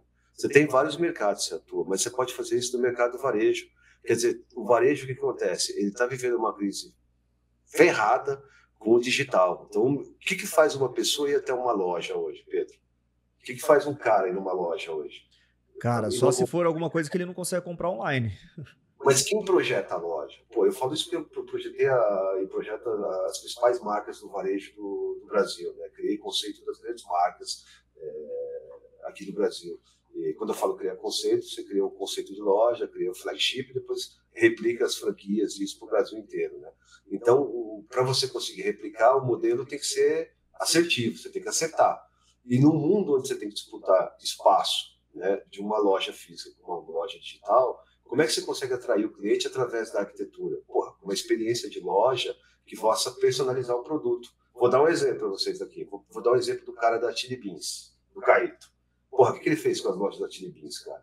Ele sacou que não adiantava ele ter 250 modelos de óculos dentro da loja dele, se daqueles 250 ele só vendia mais 10 ou 15 ou 20. O que ele fez? Ele enxugou aquela quantidade de óculos, trouxe os que ele mais vende de preferência, mas ele colocou um ponto digital dentro do negócio dele. O que faz isso, cara? Tem um cara atendendo lá, personalizando uma peça para você. Entendeu? Então o que ele fez isso? Ele aproximou a indústria do cliente, ele personaliza, por exemplo, eu gostei de tal produto. Pô, mas eu não quero vermelho, tá? Eu quero azul. Pô, mas eu quero azul com vermelho. Pô, eu faço para você. Né? Então você experimentou aquilo dentro da loja, mas eu consigo fabricar para você uma peça especial. Tá? Não é exatamente assim que ele faz, mas é por aí. E tem outras franquias que também fazem assim, outras marcas fazem isso. Mas quem trouxe essa visão? Quem consegue formatar isso, cara? É o arquiteto. Ele mudou a loja. Ele mudou a forma de vender. E ninguém pensa nisso, cara. Você pensa assim, pô, o sucesso de um projeto de varejo, né, é a captação que o pessoal de marketing comercial daquela corporação fez, daquela organização fez, mas quem vai pegar tudo aquilo e vai traduzir aquilo no design numa loja física é o arquiteto, cara. E como é que você vai produzir isso se você não sabe nem o que está rolando de tecnologia, cara? Você não sabe nem como é que se conectar com as coisas. Você não consegue entender como é que você pode produzir isso. Então, é uma obsolescência, assim, incrível. E a arquitetura está em crise, cara. Então, você vai ter que procurar soluções novas. E você viu o dado do Cal aí, cara. 84% dos arquitetos acreditam que tem área inexplorada. Então, não sou eu falando. Tem aquele outro caso daquela galera que usou arquitetura paramétrica para otimizar as agências bancárias, né? Sim, eu conheci os caras. Eu fui numa rodada de negócio de startup dele, eu tive presente, cara. É uma dupla legal. Uhum. E eles criaram... Acho que é ArcGen. ArcGen, Isso. Eles criaram algoritmos para poder otimizar o espaço, né? Porque pensa assim, pô, eu preciso abrir um negócio, legal, né? Mas eles fizeram isso especificamente para agências bancárias, né? Mas isso você pode replicar para várias outras coisas. É isso que eu quero despertar na galera com esses exemplos. Tipo assim, cara, beleza, eles fizeram para agências bancárias. Ou seja, a minha cabeça funciona assim, alguém fez para agências bancárias? Beleza. Dá para fazer para projeto residencial, entendeu? Meio que é isso. Para você poder otimizar os espaços, né? Aí você fala, pô, mas você quer reduzir os espaços? Não, é exatamente o contrário. Você quer otimizar os espaços. Você quer otimizar, você quer deixar o espaço com mais performance. Você até quer usar aquele metro quadrado que custa hoje 10, 15, 20 mil reais, você quer ter um aproveitamento máximo dele. Mas não é tirando o metro quadrado e especulando o valor do metro quadrado que você vai melhorar isso, como fazem. Mas é você conseguir otimizar um layout, uma planta, realmente adequada àquele uso que tem a necessidade. Como é que você faz isso? Quando você consegue ter aproximação e intimidade com os dados. Quando você para de projetar com base na sua opinião e começa a projetar com base nas informações. É isso, orientação por dados. E o que o design paramétrico, o que um software paramétrico traz para nós? Isso como um Grasshopper, por exemplo. Né? Então, quer dizer, eu posso otimizar o quê quando eu estou desenvolvendo o projeto? Pode ser o seguinte, pô, eu quero ter 30% a mais de luz. Cara, é legal você... Um jeito fácil de você pensar nisso é, tipo assim, você pode parametrizar tudo que pode ser quantificado, né? Então, fechou. Então, assim, se você pode quantificar a quantidade de luz que entra no ambiente, isso pode virar um parâmetro. Se você consegue quantificar a quantidade o volume sonoro que vem da rua através de decibéis, isso pode virar um parâmetro. Se você consegue quantificar a quantidade de luz solar que uma fachada recebe, isso também pode virar um parâmetro. Só que aqui a gente está falando de parâmetros mais avançados. Agora, se você consegue quantificar a largura pela profundidade, você consegue, isso é um parâmetro também. Né? Se você consegue medir a altura, isso também é um parâmetro. Abertura de uma janela, que nem essa janela que está aqui atrás de mim. Cara, essa janela aqui, ela tem, sei lá, 90 centímetros, abre metade, tira a esquadrinha e entra aqui 40 centímetros de luz. Ou seja, não é exatamente... Poderia ter sido feito de um jeito otimizado. Claro que aí já é um exemplo, né? Entra várias questões de custos e tal. A questão de ter sido otimizado aí dessa forma não quer dizer que isso é a melhor performance. Sim. O que você está trazendo é o seguinte, se o parâmetro tivesse sido usado muitas vezes corretamente, você teria uma performance diferente. Eu teria uma entrada de luz maior com a mesma abertura de janela. Né? Exatamente. É isso aí. Isso aí, puta, aí a gente vai entrando em outros assuntos, é foda, né? Que a gente vai caindo em alguns assuntos depois de muito tempo de podcast, mas quando a gente está falando de habitação, galera, a arquitetura paramétrica também vai te ajudar com economia de custo, a apresentar soluções aí para imobiliárias que estão, né, o tempo todo querendo enxugar e tal, você projetar de um jeito eficiente, você deixa de vender o seu projeto como um custo e passa a vender a receita que você vai causar, né, Manga? Que isso também é uma coisa que você fala bastante. Bastante, total, cara. Cara, você tá ouvindo a gente aí, você tá na plataforma, porque você conhece a plataforma do Projeto Jovem Arquiteto. Então, cara, você tem que pensar o seguinte, a gente montou esse podcast aqui para poder ter com quem falar, é isso, Pedro? Porque assim eu falo com você. Pelo amor de Deus, galera, fala com a gente sobre isso. Basicamente é isso, cara, pra gente não ficar sozinho, só eu e ele falando desse assunto. Então, a gente precisa de vocês aí. Mas o lance é o seguinte, eu tô nessa, cara, tem 3 anos e meio que eu tô desenvolvendo uma pesquisa, né? E E essa pesquisa ela termina num livro. Mas esse é um assunto para depois. O que eu quero dizer para vocês é o seguinte. Você podia falar isso já? Não sei se eu podia, mas já falei, então tá falado. Já deixei. Mas tudo bem. Não podia, não tem nenhum problema de falar isso. Mas o lance é o seguinte, cara. Qual é o objetivo?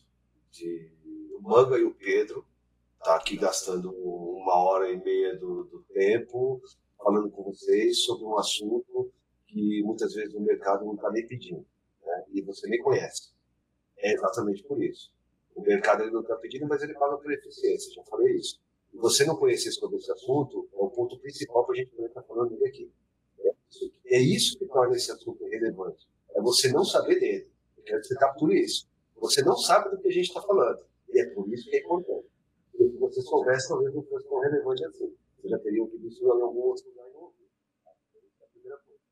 A segunda coisa é que a missão, o objetivo desse programa, cara, é impactar na valorização do arquiteto e mostrar uma ampliação de área de atuação.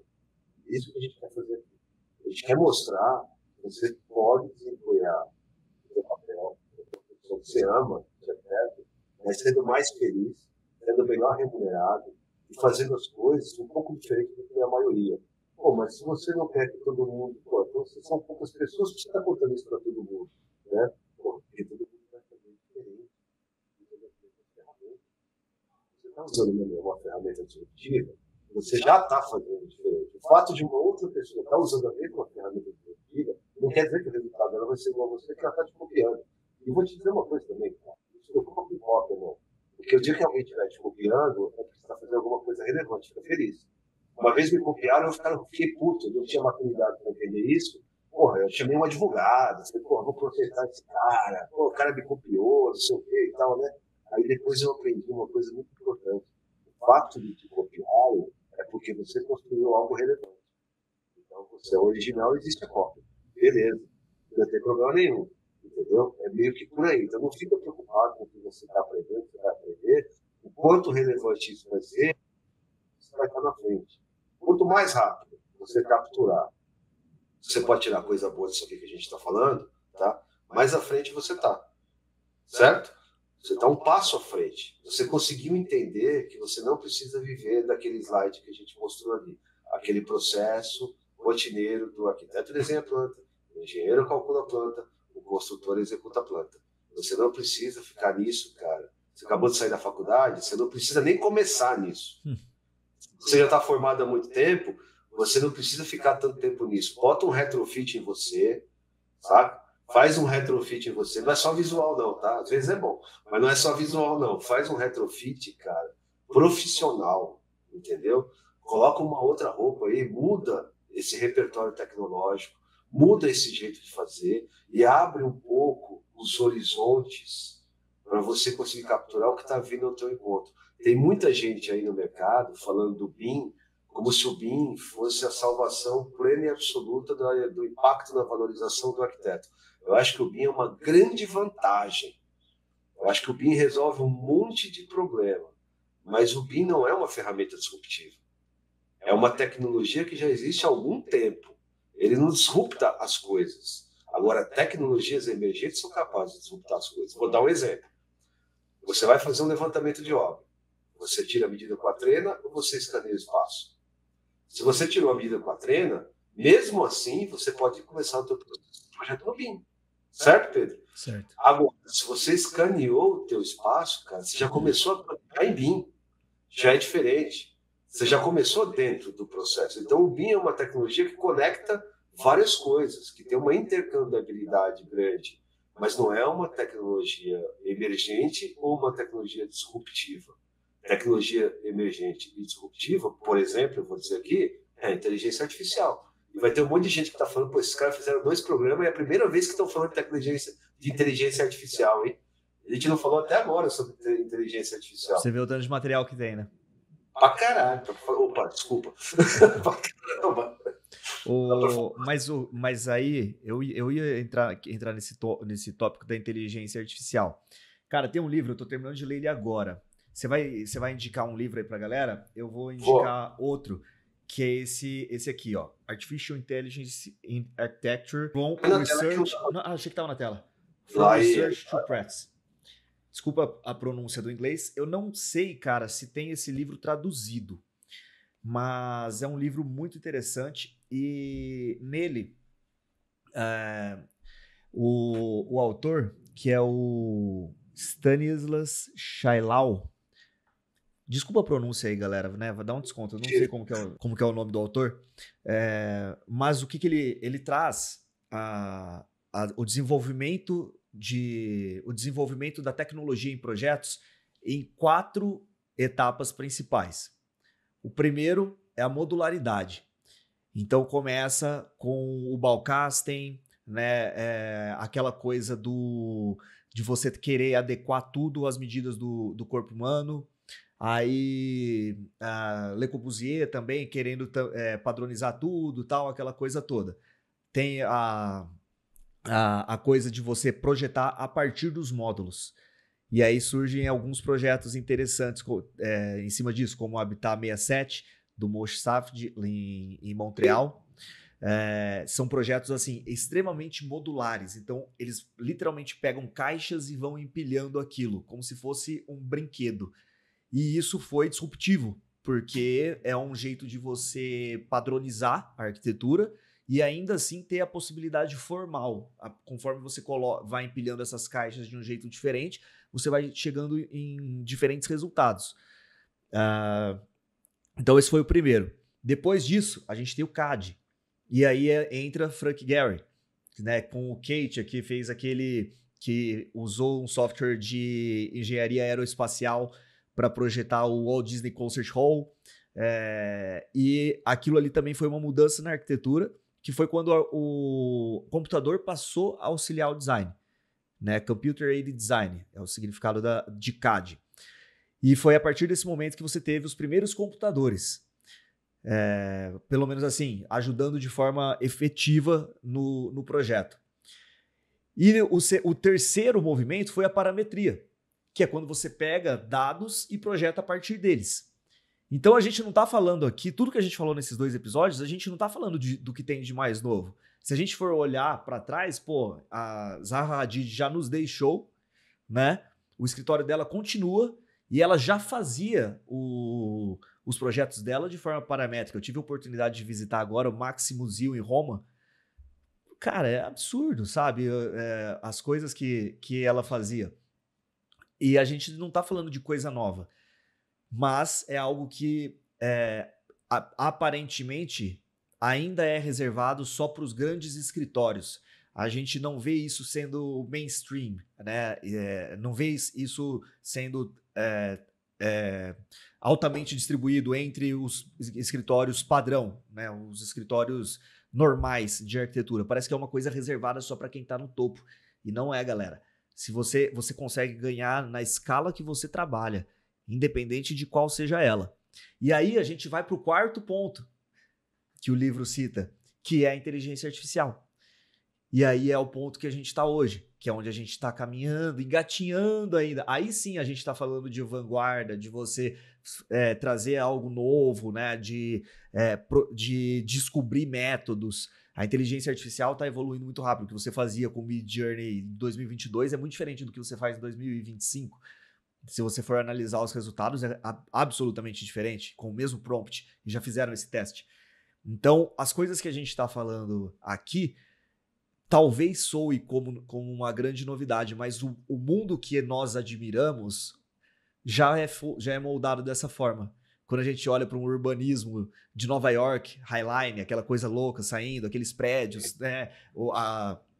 Aquele parque que agora me foge o nome, mas que foi feito em cima do mar a partir das estacas que já existiam.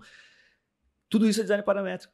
A gente admira isso, a gente adora, a gente vai, tira foto, posta no Instagram e a gente não busca saber como é feito, né? É só uma fotinha bonita e fica por isso mesmo. O que a gente quer aqui é jogar o holofote nisso, pessoal.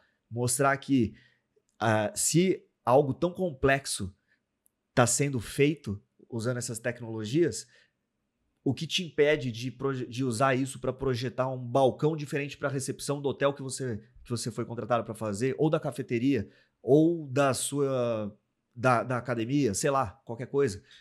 Pensa o diferencial projetual que tem nisso, sabe? Eu acho que isso é um pouquinho da nossa ideia aqui, e eu quis trazer um pouquinho disso da inteligência artificial, porque a inteligência artificial na arquitetura, ela ainda vai muito nessa parte, ela ainda está muito nessa parte conceitual. Ela pode participar muito quando a gente está falando da fase de idealização do projeto, onde você consegue pegar um conceito, jogar numa inteligência artificial e gerar 10 outros a partir daquilo que precisa ser feito. Então acaba que a cópia está ficando cada vez mais fácil, né? Você pega algo que já existe e fala, ó, faça 10 opções nesse estilo. E elas surgem a partir daquilo ali. Mas quando a gente está falando de uma coisa formal, de você usar uma IA para tirar uma mesh de verdade, para tirar uma NURBS do Rhino, né? E conseguir passar um plano de corte, dar um offset, essas coisas, para projetar a partir, já é algo que está começando. Eu vou gravar um vídeo, mano, vai ficar bem interessante, de uma IA que é um plugin do Rhino, que você dá o prompt e ela gera o 3D. É muito legal, cara. Só que ainda assim, fase inicial, fica aquela coisa meio bobeirinha, assim, né? Parece, sabe quando você pega um papel, joga umas tintas, dobra e abre e fala que tem o formato de uma borboleta? É meio que isso. A IA tá fazendo isso com a gente ainda. Só que é legal, porque se o Midjourney evoluiu tanto em 3 anos, mais um pouco, né? Imagina como que vai estar isso daqui 3 anos. Então a gente tem que ficar de olho. É um movimento, sim. Só que a gente tem alguns passos atrás para percorrer ainda, né? A gente precisa chegar, galera, ó, vamos parametrizar algumas coisas, vamos conhecer isso aqui, vamos aplicar para sua escala, faz um testezinho, quem sabe você não ganha algum tempo, ou apresenta, pô, você gosta disso aqui, disso aqui, disso aqui? Sabia que isso aí é paramétrico? O móvel que você está comprando ali, ó, isso aí é paramétrico, você está usando Grasshopper, você só não sabe disso. Então acho que é legal a gente jogar o holofote nesse sentido. Legal, Pedro. Eu nem sei se eu devia falar mais alguma coisa depois disso aí que você falou, que ficou muito bom. Mas vamos lá. Eu também vou indicar um livro aqui, cara, mas no finalzinho aqui, quando eu estiver encerrando, já vou indicar o livro. Mas também, galera, a gente pode deixar a descrição dos livros também lá no canal. A gente deixa lá mensurar, né? Pode. Pedro, coloca lá, o livro tal, o autor tal, a gente coloca lá no canal. Vamos colocar, mas não esqueçam, gente, entrem no grupo do WhatsApp. Lá a gente conversa sobre isso, tá? Legal. Agora eu vou te falar uma coisa, que vai exemplificar bem esse lance da inteligência artificial e do arquiteto digital, e é um estudo de caso com o Manga, né? Eu já te contei que eu fui parar lá na Bienal de Veneza, né? Uhum. Então, são décadas aqui de produção, de projeto. Eu já expus numa Bienal, aliás, eu ganhei um prêmio da Bienal, na 4ª Bienal de Arquitetura de São Paulo. Foi há muito tempo isso. E depois eu nunca mais tinha exposto nenhum projeto na Bienal. E aí, cara, eu capturei lá no final de 2021, começo de 2022, muito quando eu comecei a minha pesquisa sobre arquitetura digital. E aí chegou a inteligência artificial generativa de imagem, que era o Midjourney, que tinha, só tinha ela. Depois veio o DaVinci logo em sequência, mas o Midjourney era o cara. Eu falei, porra, como é que eu vou aprender isso aí, né, cara? Aí eu vi lá, ó, como é que você precisa estar ligado e capturar as coisas. Aí eu vi lá que o Instituto Europeu de Design ia dar um workshop sobre inteligência artificial. Pô, fui lá e me inscrevi, né? Pô, gratuito, vou lá para ver o que esse cara vai falar sobre inteligência artificial, né? Me inscrevi. Aí, quando eu cheguei lá, fui entrar na sala, o cara já logo me perguntou se eu era pai de aluno, né? Eu falei, não, cara. Pô, sacanagem. Pô, o cara já me perguntou se é pai de aluno. Eu falei, não, eu vim aqui aprender também. E isso é legal, cara. Porque você está escutando isso aí, não é só você que está formado agora, está se formando. Você tem os caras que são veteranos aí também aí na plataforma, aprendendo software. E vão ver esse programa aqui. É o seguinte, o japonês tem um lance que se chama Soshin, cara, que quer dizer o quê? Ele usa muito, o japonês, essa frase, que é espírito de aprendiz, cara. Quando você tem o espírito de aprendiz, você não está nem aí, você quer aprender. E foi isso que eu fui fazer lá.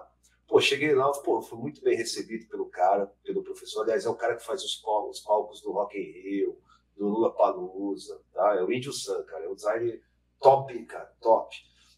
E o cara tava dando um workshop sobre inteligência artificial com o Midjourney. Pô, fiz a aula, aprendi. Levei pro escritório. Só que naquele momento comecei a testar coisas, fui fazendo, fui subindo no meu Instagram, fui colocando. Bom, resumo, cara. Sabe o que aconteceu naquele momento? A Bienal de Veneza me mandou um direct, né, me convidando para expor a Bienal de Veneza, falando sobre inteligência artificial no painel Notáveis e Inovação. Porra, será que a minha produção arquitetônica, o meu projeto tradicional, teria me levado à Bienal de Veneza? E a gente sabe que a Bienal de Veneza é a Bienal mais tradicional do mundo, em termos de produção arquitetônica, né? E, de repente, eu me vi lá num pavilhão, no mesmo pavilhão do Norman Foster, com uma obra digital, em looping, numa tela. Eu era o único brasileiro. Aí você tinha lá mais 4 escritórios no mundo. Um do Irã, um da Arábia Saudita e 2 de Londres, 2 ingleses, né? E o brasileirinho aqui, expondo inteligência artificial lá. Mas o que isso me levou, cara? Me levou por quê? Porque eu tive a curiosidade de aprender. Eu tive a curiosidade de experimentar. E eu tive a ousadia de mostrar o que eu estava fazendo. Não preciso te dizer que teve muita gente que riu, né, quando eu estava colocando imagens de inteligência artificial, né, então, pô, o que como que esse mundo está fazendo, tá projetando agora com inteligência artificial, com figurinha, com imagem. Uhum. Mas o que eu quero dizer, cara, é que você precisa ter ousadia e você precisa ser curioso para entender. Esse foi um movimento que me levou a expor na Bienal de Veneza. E a minha produção autoral de arquitetura, cara, de décadas, nunca me levou. E a captura de um movimento pequeno, cara, um pequeno movimento de tecnologia, que eu estava no lugar certo, na hora certa, os caras detectaram que aqui no Brasil tinha um cara falando disso na arquitetura, porque o pessoal do IED estava falando disso, mas não para arquitetura em específico, mas para design gráfico. Cara, então isso fez o quê? Me levou para outro nível.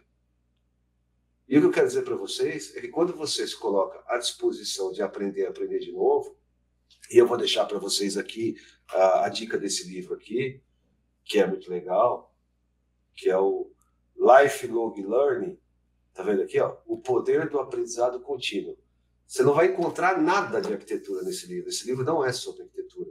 Só que a pauta e o assunto desse nosso programa vem desse livro conectado à arquitetura. Mas conectado por quê? São as minhas conversas com o Pedro, discutindo sobre arquitetura digital, e esse lance de ter que aprender novas tecnologias, e a gente trouxe todo esse programa aí que está aí 1 hora e cacetada aí que a gente está falando, não sei quanto tempo, já mas enfim, bastante. É isso que eu quero dizer para você. Sai um pouco só dos livros de arquitetura e começa a explorar outro tipo de literatura, de negócios. E começa a experimentar outras ferramentas, cara. É essa mensagem que a gente queria deixar para vocês aqui, nesse segundo episódio. Boa, Manga. Gente, então, quer falar mais alguma coisa, Manga? Finalizar? Não, já falei muito. A gente tá todo mundo cansado de me ouvir aí já.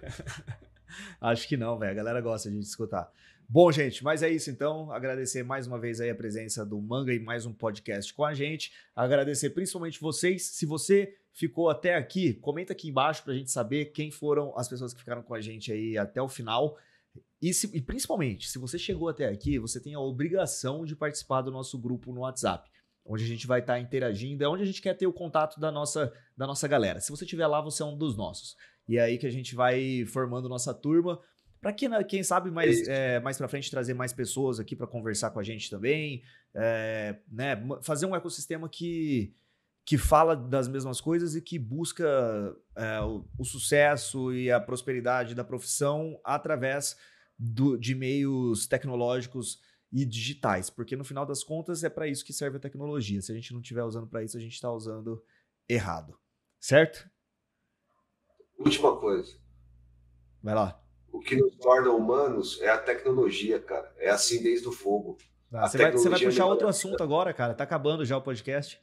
É só isso. Não tem nada mais humano do que criar tecnologia. Boa, isso. Boa, é isso aí.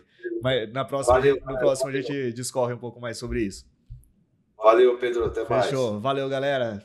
Assistam também o episódio anterior e a gente se vê no próximo episódio. Tchau.